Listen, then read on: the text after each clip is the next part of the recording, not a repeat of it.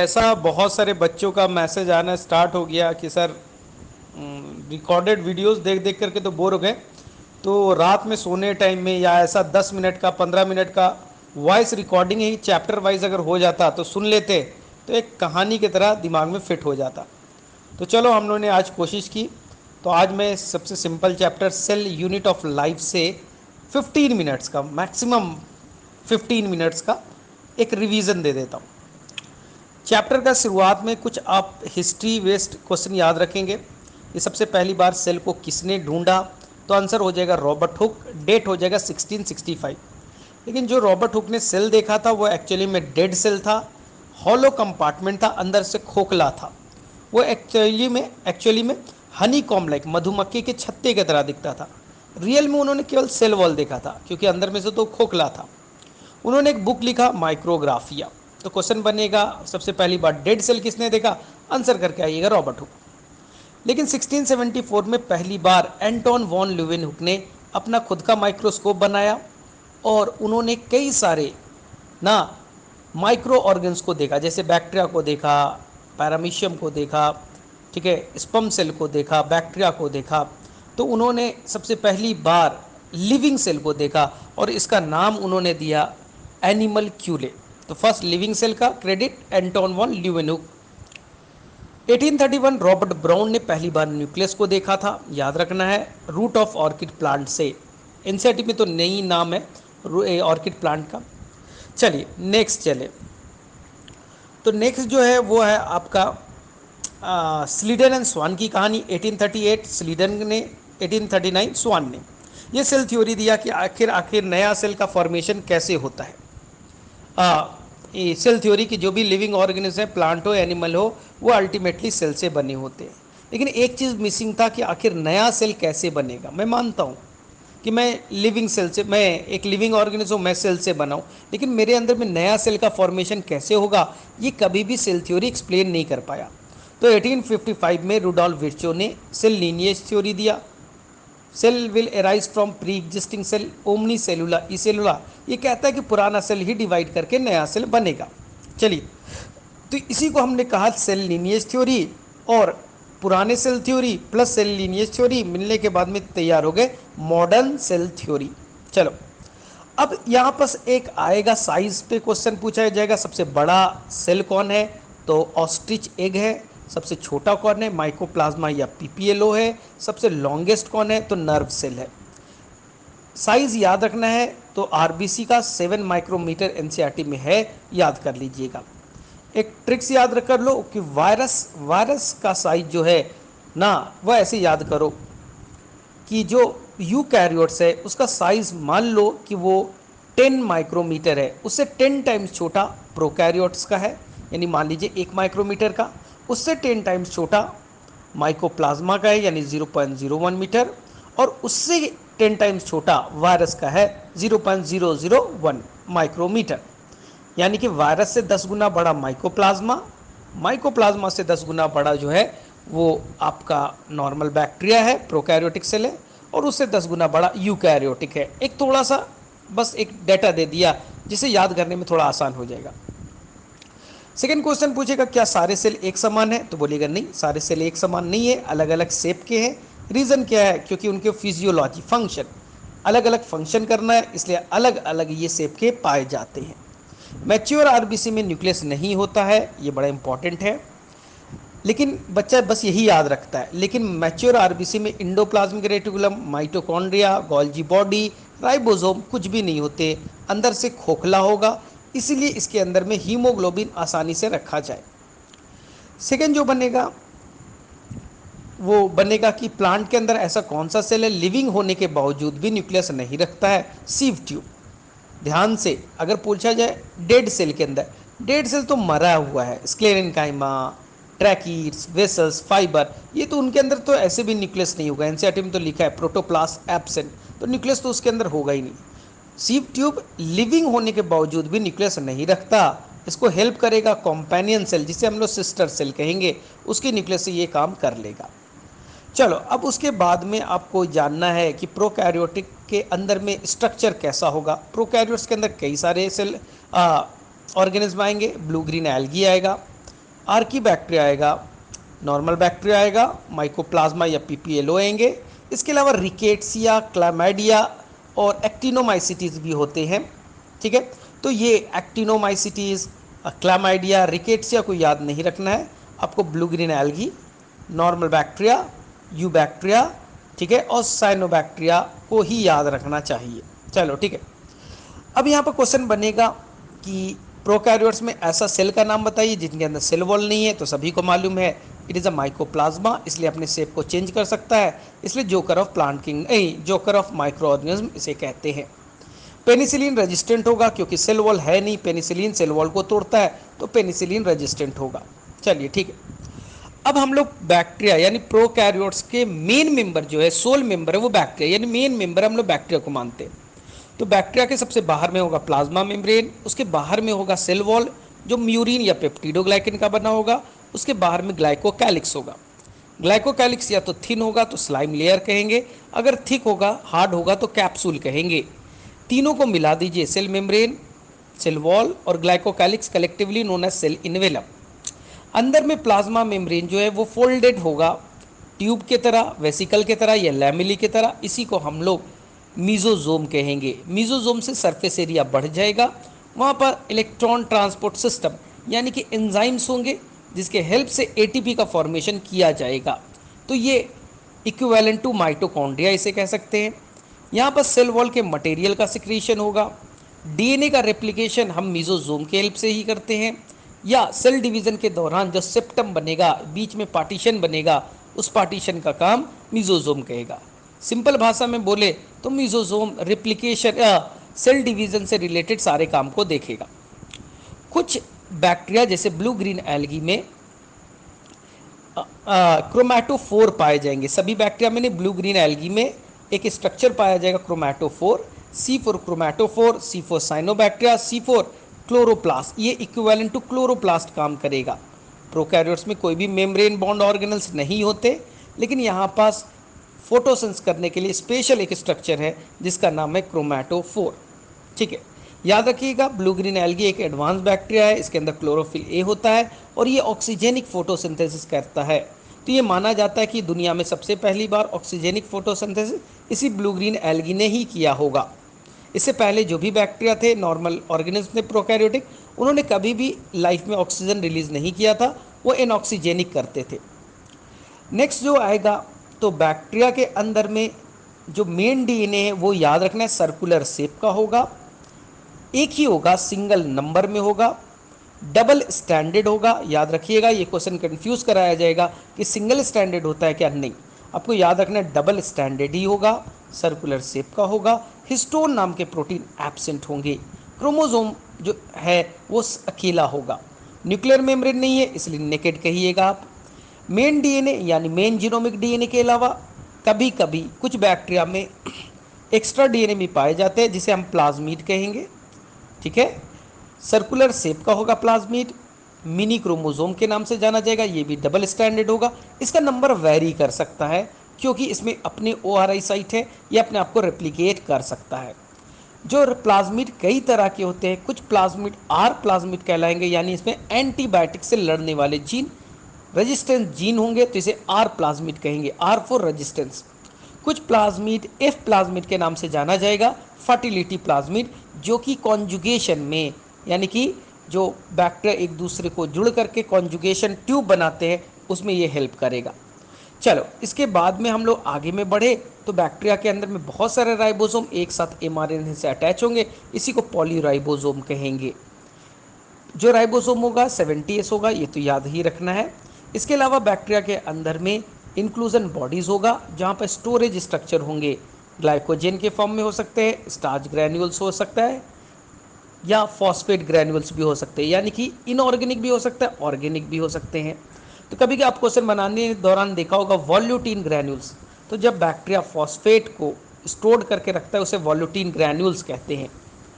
इसके अलावा यहाँ क्वेश्चन बनेगा आपका कि कुछ बैक्टीरिया जैसे कि जो फोटोसेंस करता है उनके अंदर गैस वैक्यूल होगा जो फ्लोट करने में यानी तैरने में हेल्प करेंगे, बायनेंसी फोर्स देंगे। सभी जगह नहीं होगा, केवल फोटोसिंथेटिक बैक्टीरिया में पाया जाएगा। तो ये स्ट्रक्चर आपको याद रखना है। बैक्टीरिया के बाहर में फ्लैजेला होगा, फ्लैजेला फॉर मूवमेंट। फ्लैजेला जो होगा वो फ्लैजेलिन प्रोटीन से बना होगा। इसके अंदर हुक, फिलामेंट और बेसल बॉडी होंगे। ठीक है, जो फ्लैजेला है फ्लैजेलिन से बना है, जबकि यूकैरियोट्स में जो फ्लैजेला होगा वो ट्यूब्यूलिन प्रोटीन से बना होगा। यूकैरियोट्स का जो फ्लैजेला होगा वो 9+2 अरेंजमेंट रखेगा। प्रोकैरियोट्स के अंदर में ऐसा कोई अरेंजमेंट नहीं होता, ना 9+2 होगा ना 9+0 होगा, क्योंकि यहाँ पर फ्लैजेलिन है और फ्लैजेलिन का अरेंजमेंट 4+4 होता है, जो इंपॉर्टेंट नहीं है। बस याद रखना है कि यहाँ पर ट्यूब्यूलिन नहीं है, कोई 9+2 का अरेंजमेंट नहीं होता है। हुक, फिलामेंट बेसल बॉडी से बने होते हैं, जबकि यूकैरियोट्स में बेसल बॉडी और एक्सोनीम होता है। बेसल बॉडी में 9+0 होगा और एक्सोनीम में 9+2 होता है।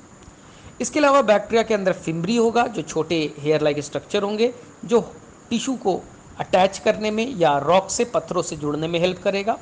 इसके अलावा कुछ बैक्टीरिया में बड़े हेयर लाइक स्ट्रक्चर होंगे, जिसे पिलाई कहेंगे या पिली कहेंगे, जो पिल्लीन प्रोटीन से बना होगा। ये कॉन्जुगेशन में हेल्प करेगा। ये वहीं पाया जाएगा जहाँ एफ प्लाज्मिड होगा ना, ये सभी बैक्टीरिया में नहीं पाए जाएंगे। बैक्टीरिया में जब आप कलर डालिएगा, क्रिस्टल वायलेट कलर डालिएगा, तो कुछ बैक्टीरिया अपने अंदर में कलर को मेंटेन रखेंगे, ये ग्राम पॉजिटिव कहलाएगा। कुछ में ये लूज़ कर देगा। जब आप वॉश आउट कीजिएगा अल्कोहल से, तो ये क्रिस्टल वायलेट आसानी से निकल जाएगा, तो ये ग्राम नेगेटिव कहलाएगा। एक ही क्वेश्चन नीट में बनेगा कि पॉजिटिव और नेगेटिव का कॉन्सेप्ट क्या है, तो आप बोलिएगा due to difference in cell wall. दोनों का सेल वॉल का कंपोजिशन अलग है, इसलिए यहाँ पास एक में कलर मेंटेन रहेगा, एक में कलर लूज हो जाएगा, तो ये याद रखना है। अब यहाँ पर जो क्वेश्चन बनेंगे प्रोकैरियोट्स के ऊपर में, 2 क्वेश्चन तो आना मस्ट है, वो याद रखना है। अब यूकैरियोट्स में है, तो यूकैरियोट्स में सबसे पहले आएगा प्लाज्मा मेम्ब्रेन। प्लाज्मा मेम्ब्रेन का जो बेस्ट मॉडल है फ्लूइड मोज़ैक मॉडल होगा, सिंगर एंड निकोलसन ने दिया था। एनसीईआरटी में दिया होगा they are show the fluidity. कहने का मतलब है जो प्लाज्मा मेम्ब्रेन है ना सॉलिड होगा ना लिक्विड होगा, एक जेल के भांति होगा। यानी जो हनी देखा है, शहद देखा है, वो कैसा फ्लेक्सिबल होता है, उसी तरह से हमारा प्लाज्मा मेम्ब्रेन होगा। They have flexibility. ठीक है, इस प्लाज्मा मेम्ब्रेन, जो पहला प्लाज्मा मेम्ब्रेन जिस पे स्टडी किया गया था, याद रखना है, वो आरबीसी इरिथ्रोसाइट का होगा। जो प्लाज्मा मेम्ब्रेन है उसमें प्रोटीन के परसेंटेज, लिपिड के परसेंटेज और कार्बोहाइड्रेट के 100% याद होने चाहिए। आरबीसी वाला, आरबीसी में 52% प्रोटीन है, 40% लिपिड है और लगभग वही लेस देन 10% कार्बोहाइड्रेट है ना। और लेकिन यहाँ पर परसेंटेज वेरी हो सकता है। यहाँ पर डाटा एनसीईआरटी में आरबीसी का दिया है। अगर न्यूरॉन का देखोगे, मसल का देखोगे, अलग अलग सेल में लिपिड और प्रोटीन का परसेंटेज अलग अलग मिल सकता है, वेरी कर सकता है, टेंशन नहीं लेना है। सबसे पहले पूछा जाएगा मेन कंपोनेंट कौन है प्लाज्मा मेम्ब्रेन का, लिख करके आइएगा फॉस्फोलिपिड। फॉस्फोलिपिड स्ट्रक्चरल कंपोनेंट है, मेन कंपोनेंट है, और प्रोटीन उस पर मोज़ैक है, यानी बिखरा पड़ा है। कोई प्रोटीन थोड़ा लूज अटैच होगा, बाहर से अटैच होगा, आसानी से हट जाएगा, एक्सट्रैक्शन आसानी है, उसे एक्सट्रिंसिक प्रोटीन कहेंगे। जो टाइटली अटैच है, हार्डली अटैच है, आसानी से नहीं निकलेगा, उसे इंटीग्रल प्रोटीन कहेंगे। प्लाज्मा मेम्ब्रेन में कोलेस्ट्रॉल भी पाया जाएगा, जो कि बफर का काम करेगा, जो प्लाज्मा मेम्ब्रेन को ना सॉलिड होने देगा प्योरली, ना लिक्विड होने देगा, यानी कि जेल के भांति रहने देगा। जो फॉस्फोलिपिड है एक्चुअली में एक ग्लिसरॉल और 2 फैटी एसिड से बना है। एक ग्लिसरॉल और 2 फैटी एसिड है, ठीक है, इसलिए यहाँ पर डाई ग्लिसराइड वर्ड यूज़ कीजिए। और ये इसके साथ में एक फॉस्फेट भी अटैच होगा, इसलिए नाम पड़ा फॉस्फोलिपिड। यानी लिपिड के अंदर में हमने फॉस्फोरस डाला तो फॉस्फोलिपिड। इच फॉस्फोलिपिड है 1 हेड, एक हेड होगा फॉस्फेट आयन का, और 2 टेल होंगे। तो जो हेड होगा वो वाटर लविंग होगा, वो पोलर नेचर का होगा, पानी से अट्रैक्ट होगा, हाइड्रोफिलिक होगा। जो टेल होगा वो हाइड्रोफोबिक होगा, वो पानी से दूर जाने की कोशिश करेगा। तो यहाँ पर हाइड्रोफिलिक भी है, पानी से अट्रैक्ट होने वाला भी पार्ट है, पानी से दूर जाने वाला भी पार्ट है, इसलिए इसे एम्फीपैथिक भी कह दिया जाता है। सेकेंड जो क्वेश्चन पढ़ने का, जो ग्लाइकोकैलिक्स है, शुगर का कवरिंग है, वो केवल अपर सरफेस पे होगा, इसलिए प्लाज्मा मेम्ब्रेन को बीच से काटो तो ये एसिमेट्रिकल नेचर का दिखेगा। यानी कि यहाँ पास ऊपर का सरफेस और नीचे का सरफेस एक दूसरे से अलग है। कोलेस्ट्रॉल मेनली अपर सरफेस पे पाया जाएगा। अगर पूछा जाए प्लाज्मा मेम्ब्रेन प्रोकैरियोट्स और यूकैरियोट्स में 100% सिमिलर होता है, एक्सेप्ट हमारे अंदर, हम यूकैरियोट्स के अंदर में कोलेस्ट्रॉल पाया जाएगा, लेकिन वहाँ प्रोकैरियोट्स में होपानोइड्स पाया जाता है कोलेस्ट्रॉल की जगह। एनसीईआरटी में नहीं, इंपॉर्टेंट नहीं है ज़्यादा। इसी तरह से अब प्लाज्मा मेम्ब्रेन में कई सारे मॉडल है। आपको सिंगर एंड निकोलसन का नाम याद रखना है, डेट याद रखना है, फ्लूइड मोज़ेक मॉडल याद रखना है। देखो, प्लाज्मा मेम्ब्रेन फ्लेक्सिबल है, फ्लूइड लाइक है, क्वासी फ्लूइड इसे एनसीईआरटी ने कहा है, यानी हनी लाइक है, शहद की तरह फ्लेक्सिबल है। इसलिए आसानी से जब सेल या अमीबा लाइक स्ट्रक्चर को देखो, वो अपना शेप आसानी से चेंज कर सकता है क्योंकि फ्लेक्सिबल है प्लाज्मा मेम्ब्रेन। सेल डिवीजन के दौरान एनिमल का सेल आसानी से फर्रो फॉर्मेशन इनवेजिनेट हो सकता है, अंदर की तरफ धंस जाता है, या सेल के सिक्रीट करना है, या सेल को कोई सब्सटेंस को अंदर लेना है, इंडोसाइटोसिस करना है, तो प्लाज्मा मेम्ब्रेन आसानी से कर सकता है क्योंकि वो फ्लेक्सिबल नेचर का है। तो ये चीज़ बड़ा इंपॉर्टेंट याद रखना है, ठीक है। कुछ हाई फाई क्वेश्चन में आ सकता है कि फ्लिप फ्लॉप मूवमेंट क्या होता है, तो फॉस्फोलिपिड ऊपर के लेयर से नीचे पे आ जाए, नीचे का लेयर फॉस्फोलिपिड का ऊपर आ जाए, इसी को फ्लिप फ्लॉप कहते हैं। प्रोटीन में फ्लिप फ्लॉप नहीं देखा जाएगा, केवल फ्लिप फ्लॉप ये आपका फीचर है फॉस्फोलिपिड का, ये याद रखना है। चलो, अब आगे में आएगा इंडो मेम्ब्रेन सिस्टम। तो एनसीईआरटी में कहता है यूकैरियोट्स में 4 सेल ऑर्गेनल जो है वो वेल कोऑर्डिनेटेड होते हैं, मिलजुल करके काम करना पसंद करते हैं, और ये सभी मेम्ब्रेन बॉन्ड स्ट्रक्चर है, जैसे endoplasmic reticulum, Golgi body, lysosome और वैक्यूल। ये सभी चारों आपस में मिल करके काम करते हैं, इसलिए ये इंडो मेम्ब्रेन सिस्टम कहलाते हैं। अगर पूछा जाएगा कि कौन सा cell organ endo membrane system का पार्ट नहीं है, तो आंसर करके आइएगा mitochondria, plastid and the peroxisome. Sir endo membrane system क्यों कहेंगे? क्योंकि राइबोसोम है, इंडोप्लाज्मिक रेटिकुलम ने क्या बनाया, लिपिड और प्रोटीन बनाया। ये लिपिड और प्रोटीन गोल्जी बॉडी में जाएगा, जहां उसका मॉडिफिकेशन होगा, यानी उसमें शुगर अटैच किया जाएगा, मॉडिफाई किया जाएगा। इस शुगर के अटैचमेंट को हम लोग ग्लाइकोसाइलेशन कहते हैं। अब मॉडिफाई जब हो जाएगा तो वो सिक्रीट हो जाएगा, या तो सेल के अंदर ही यूटिलाइज हो जाएगा। इसी मॉडिफिकेशन से और पैकेजिंग से एक सेल ऑर्गेनल तैयार करता है गोल्जी बॉडी, जिसका नाम है लाइसोसोम, ठीक है। एक क्वेश्चन ट्रिकी ये है कि ग्लाइकोसाइलेशन स्टार्ट होता है इंडोप्लाज्मिक रेटिकुलम में, लेकिन इंड होता है गोल्जी बॉडी में। अगर क्वेश्चन में आया मेन सेल ऑर्गेनल कौन है मॉडिफिकेशन में, ग्लाइकोसाइलेशन में, आंसर गोल्जी बॉडी को जाना चाहिए। अगर ऑप्शन में गोल्जी बॉडी नहीं है तो आंसर इंडोप्लाज्मिक रेटिकुलम को जाएगा। जो लाइसोसोम है वो सुसाइडल बैग है, आपको मालूम है। अंदर में 50 टाइप्स के हाइड्रोलिटिक एंजाइम है जो एसिडिक कंडीशन पे काम करेंगे। पीएच 5 होना चाहिए, अगर ये न्यूट्रल पीएच है तो ये काम नहीं करेंगे, ठीक है। अगर किसी तरह से सेल के अंदर ये बस्ट हो जाए, फट जाए, तो सारे एंजाइम बाहर रिलीज हो जाएंगे, एक तरह से सेल को पूरी तरह से डाइजेस्ट कर देगा, इसलिए इसे कहते हैं सुसाइडल बैग, या इसी को कहेंगे ऑटोलिसिस। ऑटो मतलब सेल, लिसिस मतलब डेथ, ये अपने आप को डेथ, पूरा सेल का डेथ हो जाएगा। ये बड़ा इंपॉर्टेंट है। जब तुम्हें एलेन का बुकलेट बनाओगे तो एक क्वेश्चन आएगा कि जो फ्रॉग है वो लार्वल स्टेज में होता है तो उसमें टेल होते हैं, लेकिन जब वो एडल्ट में जाता है तो ये टेल खत्म हो जाता है। क्यों खत्म हो जाता है? क्योंकि इस लाइसोसोम के अंदर में एक स्पेशल एंजाइम है कैथेप्सिन, जिसके रिलीज होने से वो सेल, वो टिश्यू पूरा डाइजेस्ट हो जाता है और ये पूरा का पूरा खत्म हो जाते हैं, ये याद रखना है। इसी तरह से जो स्पर्म का टिप होता है, उस स्पर्म के टिप पे जो पाया जाता है वो गोल्जी बॉडी पाया जाता है, ये इंपॉर्टेंट है। सेल प्लेट का फॉर्मेशन भी गोल्जी बॉडी करेगा। जो प्लांट का सेल वॉल है उसके सेल वॉल का मटेरियल भी गोल्जी बॉडी करता है।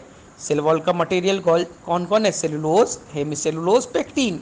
लेकिन सेलुलोज सेल मेम्ब्रेन पे खुद से बनता है, हेमीसेलुलोज और पेक्टिन गोल्जी बॉडी बनाएगा, ठीक है। तो यानी गोल्जी बॉडी के कई सारे काम हैं ना एनसीईआरटी के अकॉर्डिंग, मॉडिफिकेशन, पैकेजिंग, सिक्रीशन, ये 3 है। चौथा काम है लाइसोसोम नाम के सेल ऑर्गेनल को तैयार करना। 5वां काम है स्पर्म का टिप यानी एक्रोसोम का फॉर्मेशन कराना।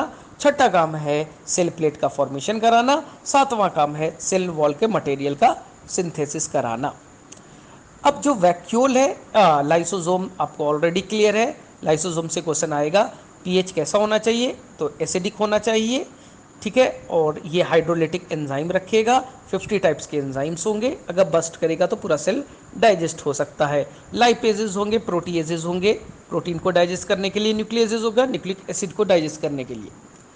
अब आगे चलोगे तो वहाँ पास आएगा वैक्यूल। वैक्यूल कई तरह के होते हैं। एक तो पहले भी मैंने बताया गैस वैक्यूल, जो कि फ्लोट करने में हेल्प करेगा, जो केवल ब्लू ग्रीन एल्गी में और आपके फोटोसिंथेटिक बैक्टीरिया में होगा।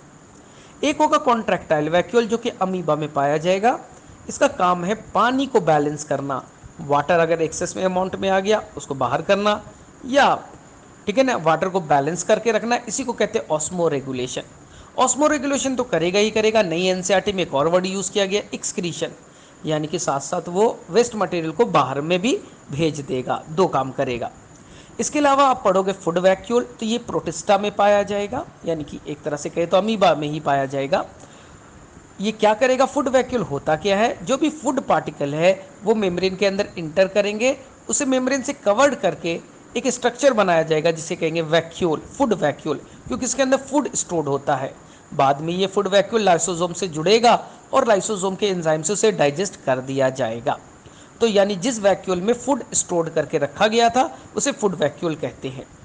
सबसे इंपॉर्टेंट है सैप वैक्यूल, जो केवल प्लांट में पाया जाएगा, और ये प्लांट सेल का अप टू 90% एरिया को एक्यूपाई कर सकता है। इसके मेम्ब्रेन को टोनोप्लास्ट कहते हैं, जो बड़ा इंपॉर्टेंट है। अंदर में वेस्ट मटेरियल होगा, सेल का सारा वेस्ट मटेरियल यहीं रखते हैं, या सेल का सारा जो स्टोर हाउस है, यानी सेल में जो एक्सेस अमाउंट में आयंस हो गए, वाटर हो गया, शुगर हो गए, ये यहीं स्टोर किया जाता है। एनसीईआरटी का लाइन है, यहाँ पर सारे आयंस को रखा जाता है। आयंस बाहर में कम है साइटोप्लाज्म में, और वैक्यूल में ज़्यादा है। फिर भी ये कम से ज़्यादा की तरफ लेने की कोशिश करता है। इसके लिए इसे एक्टिव ट्रांसपोर्ट करने की ज़रूरत होती है। साइटोप्लाज्म से आयन लेकर के ये वापस से स्टोर करेगा वैक्यूल में। सबसे इम्पॉर्टेंट ये है कि वैक्यूल के अंदर में एक स्पेशल पिगमेंट होता है एंथोसाइनिन, जो वाटर सॉल्युबल है, याद रखिएगा, लिपिड सॉल्युबल नहीं है। Carotene, xanthophyll, chlorophyll lipid soluble होते हैं। एंथोसाइनिन वाटर सॉल्युबल होता है और ये कलर प्रोवाइड करने का काम करता है ना। जैसे आपने जामुन खाया होगा तो जामुन का कलर आपके जीभ पे, टंग पे लग जाता है, क्योंकि ये वाटर सॉल्युबल है। लेकिन जब आप कोई लीफ खाते हो उसके अंदर भी तो क्लोरोफिल है, वो आपके टंग पे क्यों नहीं कलर देता, ग्रीन कलर क्यों नहीं दिखता? उसका रीज़न है कि क्योंकि वो लिपिड सॉल्युबल है। इसी तरह से आप रोज़ को खा लीजिए, उसके पेटल्स को खा लीजिए, तो आपके अंदर में रेड कलर आ जाएगा, क्योंकि वो वाटर सॉल्युबल पिगमेंट है। जो लिपिड सॉल्युबल पिगमेंट है वो कलर नहीं देगा। चलिए, इसी तरह से चुकंदर में देखा होगा, बीट में देखा होगा आपने, कि उसके अंदर में आप खाइएगा तो आपके अंदर कलर आ जाएगा। तो जहाँ भी कलर आ जाएगा इसका मतलब वाटर सॉल्युबल पिगमेंट है, और जिसे आपने कलर नहीं आया यानी कि वो लिपिड सॉल्युबल है। तो एंथोसाइनिन लिपिड सॉल्युबल है, ये वाटर सॉल्युबल है, और ये मेनली पेटल्स में कलर देने का काम करेगा। मैं क्लियर कर देता हूँ, पेटल्स में कलर क्रोमोप्लास्ट भी देता है और एंथोसाइनिन भी देता है, लेकिन मेनली कलर एंथोसाइनिन देगा।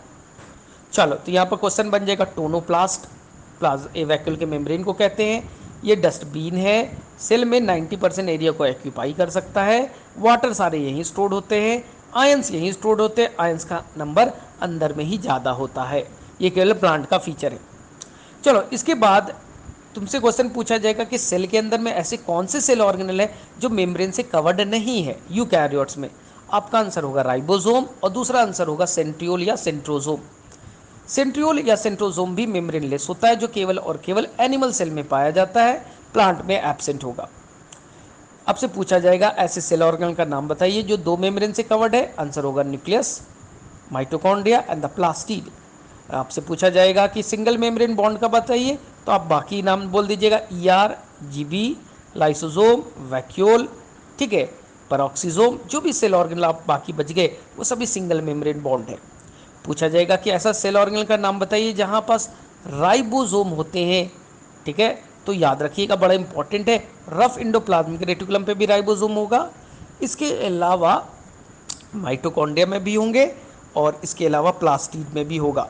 लेकिन माइटोकॉन्ड्रिया और प्लास्टिड में जो राइबोसोम होते हैं वो 70S होता है, जबकि रफ इंडोप्लाज्मिक रेटिकुलम में वो 80S होगा। साइटोप्लाज्म में भी फ्री फॉर्म में राइबोसोम होते हैं। तो राइबोसोम कई तरह के हैं। फ्री राइबोसोम जो साइटोप्लाज्म में फ्री है वो भी 80S है, रफ एंडोप्लाज्मिक रेटिकुलम से जुड़ा हुआ है वो भी 80S है। कभी कभी न्यूक्लियर मेम्ब्रेन के जो बाहरी लेयर है, आउटर न्यूक्लियर मेम्ब्रेन, वहाँ भी राइबोसोम होगा, वो भी 80S होगा। माइटोकॉन्ड्रिया में 70S, प्लास्टिड में 70S। सेमी ऑटोनोमस ऑर्गेनेल कौन कौन है? माइटोकॉन्ड्रिया एंड द प्लास्टिड, क्योंकि उनके पास अपने डीएनए है, अपना राइबोसोम है, इसलिए वो अपना प्रोटीन खुद से बना सकते हैं, लेकिन सारे प्रोटीन नहीं बना पाए। मान लीजिए 100 प्रोटीन की जरूरत है माइटोकॉन्ड्रिया को, 50 तो खुद से बना लेंगे, लेकिन 50 के लिए उसे न्यूक्लियस के पे डिपेंडेंट है, इसलिए इसे कहते हैं सेमी ऑटोनोमस। एक थ्योरी मानता है कि जो माइटोकॉन्ड्रिया है और जो बैक्टीरिया उसमें बहुत सारी सिमिलरिटी है। कैसे? माइटोकॉन्ड्रिया भी 70 राइबोसोम रखता है, बैक्टीरिया भी 70 रखता है। माइटोकॉन्ड्रिया के अंदर सर्कुलर डीएनए, बैक्टीरिया में भी circular DNA. Mitochondria binary fusion से डिवाइड करता है, बैक्टीरिया भी बाइंडरी फ्यूजन से करता है। याद रखिएगा, एक थ्योरी है इंडो सिम्बाइंड थ्योरी, ये मानता है कि पहला माइटोकॉन्ड्रिया हमारे अंदर कैसे बना। तो माना गया कि हमारे यूकैरियोटिक सेल में किसी तरह से एक बैक्टीरिया इंटर कर गया और यही बैक्टीरिया हमारे सेल के अंदर में हमेशा के लिए रह गया और ये अपने आप को मॉडिफाई करके माइटोकॉन्ड्रिया में कन्वर्ट हो गया। इसी तरह से किसी तरह से कोई ब्लू ग्रीन एल्गी हमारे यूकैरियोटिक सेल में अंदर आ गया और वो हमेशा के लिए यहाँ एडजस्ट हो गया और यही ब्लू ग्रीन एल्गी एक क्लोरोप्लास्ट के फॉर्म में कन्वर्ट हो गया। क्यों? क्योंकि देख लीजिए, जो आपका प्लास्टिड है और जो ब्लू ग्रीन एल्गी है उसमें बहुत सारी सिमिलरिटी है। दोनों फोटोसिंथेसिस करते हैं, दोनों के अंदर में 70 राइबोसोम है, दोनों के अंदर सर्कुलर डीएनए है। हाँ, इसी को कहते हैं इंडो सिम्बाइंड थ्योरी। चलिए अब देखेंगे प्लास्टिड कितने तरह के हैं। तो एनसीईआरटी में याद रखिएगा 3 तरह के दे रखे, क्लोरोप्लास्ट, क्रोमो, ल्यूकोप्लास्ट। सिंपल है ना, जिसके अंदर में पिगमेंट नहीं है वो ल्यूकोप्लास्ट है, वो फूड को स्टोर करेगा। स्टार्च को करेगा तो इसे कहेंगे इमाइलोप्लास्ट, प्रोटीन को करेगा तो एल्यूरोप्लास्ट, और अगर वो प्रोटीन को करेगा तो एल्यूरोप्लास्ट, लिपिड को करेगा तो इलायोप्लास्ट और कार्बोहाइड्रेट को करेगा तो एमाइलोप्लास्ट। इसके अंदर कोई पिगमेंट नहीं होगा, इसलिए कोई कलर नहीं होंगे, इसलिए इसके अंदर कोई थैलेकॉइड वगैरह नहीं होगा, क्योंकि इसे के अंदर कोई पिगमेंट तो रखना नहीं है। क्रोमोप्लास्ट कलरफुल होगा लेकिन other than green. Chloroplast green colour का होगा। क्लोरोप्लास्ट के अंदर कैरोटीन, ज़ैंथोफिल और कैरोटिनॉइड्स तीनों होंगे, लेकिन मेनली क्लोरोफिल होगा, इसलिए ग्रीन कलर का दिखेगा। क्रोमोप्लास्ट में क्लोरोफिल नहीं होगा, केवल कैरोटिनॉइड्स और ज़ैंथोफिल होगा। जैसे गाजर को देखिए, जैसे कि आम को देखिए वो पीले रंग का है, जैसे कि आप एप्पल को देखिए वो लाल रंग का है। तो जो भी फ्रूट का कलर देता है वो क्रोमोप्लास्ट देता है ना। इसके अंदर में क्लोरोफिल नहीं है, इसलिए हरा रंग नहीं देगा। आपसे क्वेश्चन पूछा जाएगा कि आपने टमाटर खरीदा तो वो हरे रंग का था, यानी उसके अंदर क्लोरोप्लास्ट था। फ्रिज में रख दिया तो उसमें लाल रंग का हो गया, यानी वो क्रोमोप्लास्ट में कन्वर्ट हो गया। यानी इंटर कन्वर्शन अलाउड है। जो आपका आम था वो हरे रंग का था, यानी क्लोरोप्लास्ट था, पकने के बाद पीले रंग का हो गया, यानी क्रोमोप्लास्ट में कन्वर्ट हो गया। क्लोरोप्लास्ट का जो डायमीटर है याद रखिएगा, बड़ा इंपॉर्टेंट दे रखा है एनसीईआरटी में। कई तरह के शेप के हो सकते हैं, डिस्क शेप का हो सकता है, लेंस शेप का हो सकता है, स्फेरिकल हो सकता है। लेंस शेप का जो स्ट्रक्चर वो सबसे ज़्यादा कॉमन होते हैं। इसके अलावा क्लोरोप्लास्ट क्लामाइडोमोनास में बस अकेला एक ही होगा, सिंगल नंबर होगा, कप शेप्ड का होगा। जबकि मीजोफिल सेल के अंदर में 30 to 40 हो सकते हैं। बाकी आपको अंदर का स्ट्रक्चर मालूम ही है। आउटर जो मेम्ब्रेन होगा उसमें पोरिन्स होंगे, मोर परमिएबल होगा। अंदर में पोरिन्स नहीं होगा, लेस परमिएबिलिटी होगी। अंदर में स्ट्रोमा होगा जहाँ डार्क रिएक्शन होगा।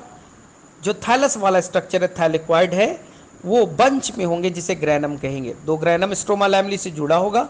अंदर में 70 राइबोसोम होंगे, डीएनए सर्कुलर शेप का होगा, फूड के, स्टार्च के या ऑयल्स के फॉर्म में स्टोर्ड होंगे। चलिए, माइटोकॉन्ड्रिया का भी शेप कई तरह का होता है, आपको अच्छे से मालूम है। ये अपने शेप को और साइज को चेंज कर सकता है, ये याद रखिएगा। माइटोकॉन्ड्रिया का नंबर बस डिपेंड करेगा फिजियोलॉजिकल एक्टिविटी, आप कितना ज़्यादा ताकत लगा रहे हो, कितना सेल फंक्शन कर रहा है, उसी पे माइटोकॉन्ड्रिया का नंबर भी डिसाइड होता है। माइटोकॉन्ड्रिया का भी आउटर मेम्ब्रेन में पोरिन्स होगा, मोर परमिएबल होंगे। अंदर का मेम्ब्रेन लेस परमिएबल होगा। अंदर के मेम्ब्रेन में फिंगर लाइक प्रोजेक्शन होंगे जिसे आप क्रिस्टी कहेंगे, जिसके ऊपर में F0 F1 पार्टिकल या ऑक्सीजोम होगा जो कि एटीपी बनाने में हेल्प करेगा।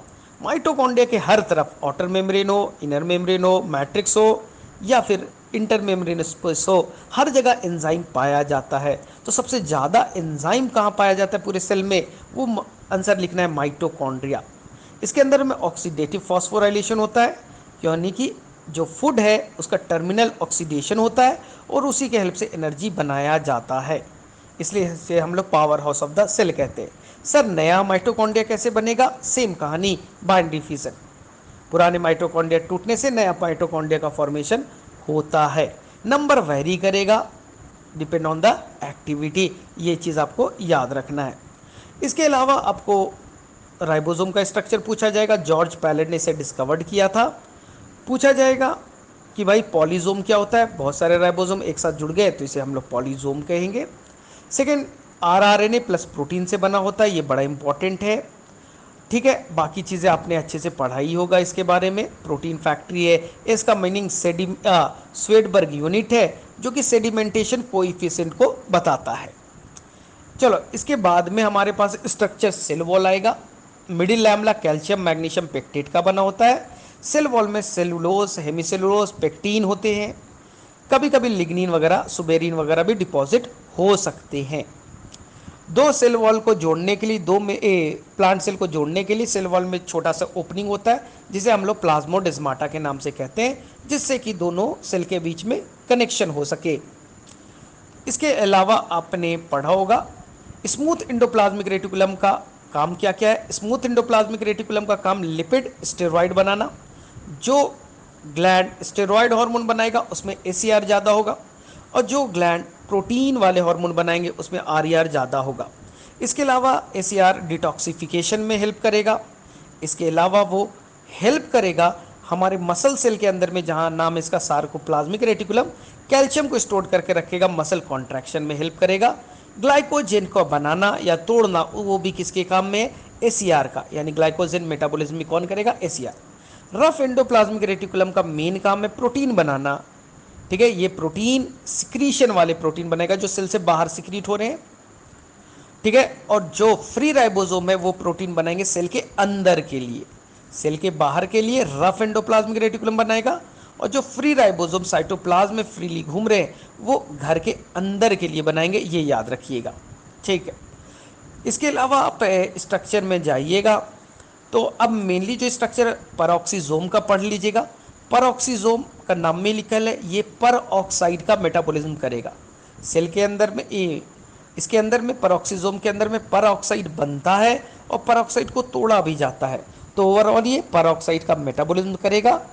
सेकेंड चीज़, ये फोटो रिस्पिरेशन में हेल्प करेगा। 3 सेल ऑर्गेनल होते हैं पीसीएम, जिसमें परऑक्सीजोम भी आएगा फोटो रिस्पिरेशन के अंदर में। इसके अलावा एक स्ट्रक्चर होता है स्फेरोजोम, जो लिपिड को स्टोरेज करने का काम करेगा।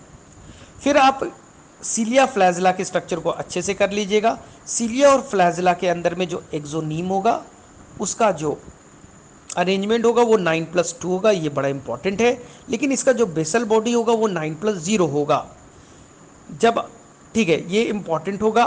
प्रोकैरियोट्स का फ्लैजला और यूकैरियोट्स का फ्लैजला कई मायने में अलग होगा। जैसे प्रोकैरियोट का फ्लैजलिन से बना है, यूकैरियोट का ट्यूबुलिन से बना है। प्रोकैरियोट में कोई 9+2 का अरेंजमेंट नहीं है, यूकैरियोट्स में अरेंजमेंट होता है। प्रोकैरियोट में हुक फिलामेंट बेसल बॉडी का है, यहाँ पास केवल बेसल बॉडी और एक्सोनीम है।